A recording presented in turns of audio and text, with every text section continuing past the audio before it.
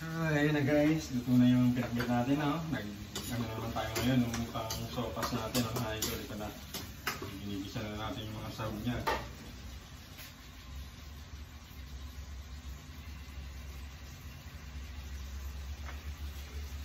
Guys.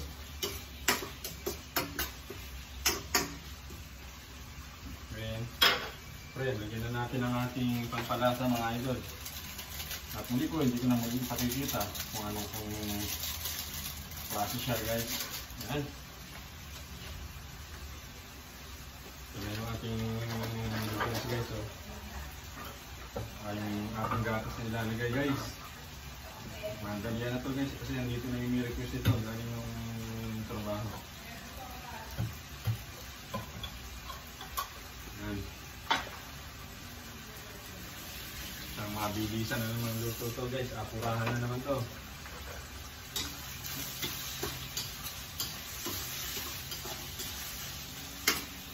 Baksan na natin ang apoy. Ang madaling maluto mga idol. Sasama na natin itong hotdog guys sa paggisa para masan siya talaga. Para madaling sa minanood guys.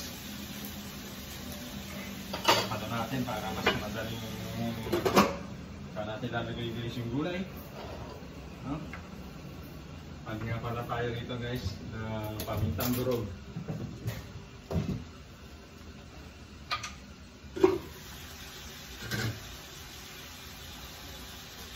Bigyan natin ng konting pamintang durog yan guys para yung sopa. Sakto lang ang dami guys para hindi naman sa lalamunan guys, hindi nakakasangid kumain ka. Guys ha, ayan naman ha. Paano natin ulit guys, kuha tayo ng tubig na pang sahog dyan.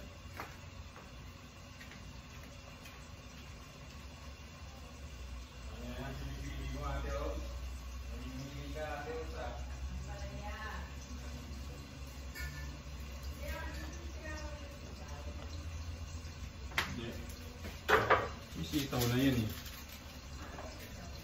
Guys, parang kulang kayong ating pang pasarap. Yun.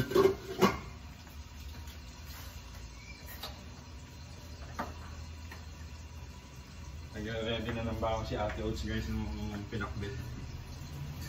Siya may request na eh. Ano guys?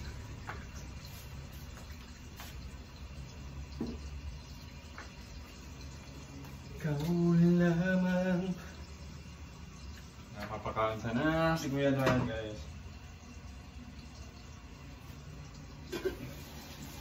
Yun. Hanggang mabilisan na.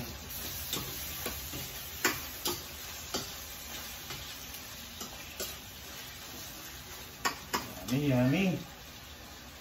Ayan guys, lalagyan na natin yung sabaw ano.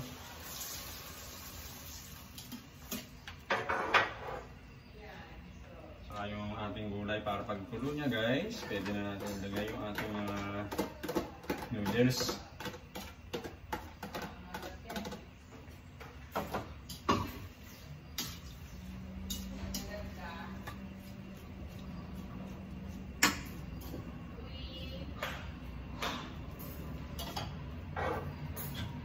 Natin.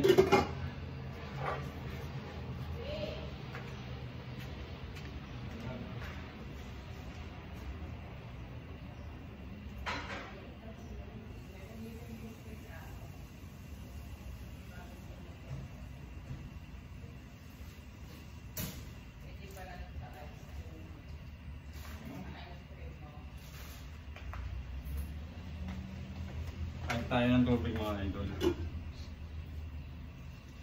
Sarap sa sopas yung maraming sabaw.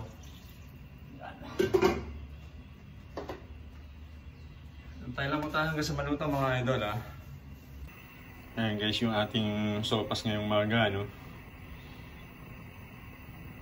Antay lang nating tumulo guys para kakain na naman tayo mga idol. Ayan Tara guys, luto na yung sopas natin. Pwede na tayong humigop ng sabaw guys.